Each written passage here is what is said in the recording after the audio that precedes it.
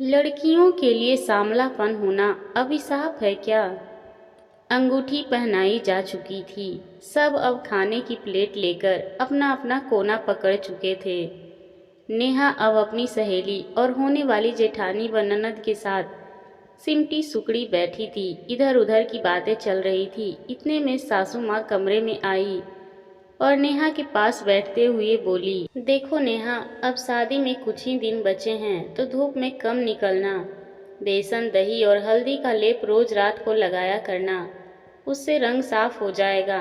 नेहा ने हाँ में सिर हिला दिया।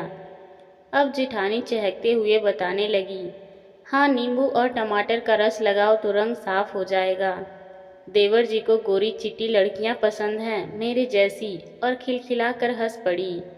फिर माहौल हल्का हो गया। खैर, धीरे धीरे करके शादी के दिन नज़दीक आने लगे। जब तब ससुराल से फ़ोन आता तो घर में रहने, ऑफिस से जल्दी आने व धूप में कम निकलने की हिदायत मिलने लगी। आकाश भी जब फ़ोन करता तो अधिकतर उसके सांवलेपन को लेकर छेड़ करता था, तो कभी सीरियस होकर कहता, नेहा, मुझे तुम्हारे सांवलेपन से कोई शिकायत नहीं है, मगर मम्मी का अरमान है कि उनकी बहुएं मिल्की वाइट हो। अब भाभी तो हैं, तुम थोड़ी सांवली हो, तो वो जो टिप्स देती हैं मान लो ना, आखिर खूबसूरत तो तुम ही दिखोगी। नेहा जवाब देना तो चाहती, मगर मम्मी की हिदायत की वजह से चुप रह जाती। अपनी चिढ़ मम्मी पर निकालती तो मम्मी कहती, अरे इतने घर में रिश्ता हो रहा है सिर्फ इसलिए कि तू बैंक में नौकरी करने लगी, वरना एक साधारण मास्टर की बेटी की शादी कभी हो पाती क्या वहाँ? तू देख, वो रईस लोग हैं, बड़े लोगों के बीच उनका उठना बैठना है, सोसाइटी मेंटेन करते हैं वो।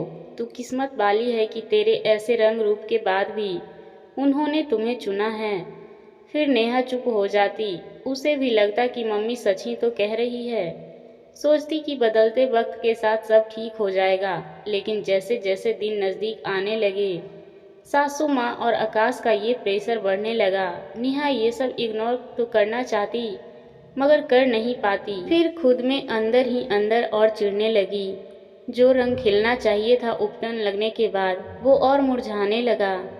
शादी से एक सप्ताह पहले आकाश का जन्मदिन था। आकाश ने पार्टी में नेहा को भी बुलाया था। सासू माँ ने पहले ही फ़ोन पर समझा दिया था कि पार्लर होती हुई पार्टी में आए। माँ ने भी भाई के साथ पार्लर भेज दिया। नेहा जब पार्टी में भाई के साथ पहुंची तो उसे देखते ही सासू माँ लाल पीली होने लगी। बड़ी बहू को बुलाकर इंस्ट्रक्शन दिया कि ले आओ इसे बाथरूम में और अपने मेकअप से तैयार कर दो, मगर नेहा नहीं गई, वहीं खड़ी रही। सासू माँ के तलवे का गुस्सा सिर पर चढ़ गया और लगभग धक्का देते हुए नेहा को बोली, न रंग है न रूप, फिर तुम्हें घमंड किस बात का है? हमने अपने से नीच घर में रिश्ता जोड़कर गलती कर दी। इतने में आकाश भी आ गया। वहाँ हल्ला सुनकर नेहा का हाथ पकड़कर बाथरूम की तरफ भाभी के साथ बढ़ने लगा। नेहा ने धीरे से उसके हाथ से अपने हाथ को आज़ाद करवाते हुए वापस सासू माँ की तरफ बढ़ने लगी और उनके करीब जाकर बोली, हाँ, मैं साधारण घर से हूँ, मेरा रंग सांवला है, मुझे घमंड तो नहीं मगर गर्व है अपने आप पर।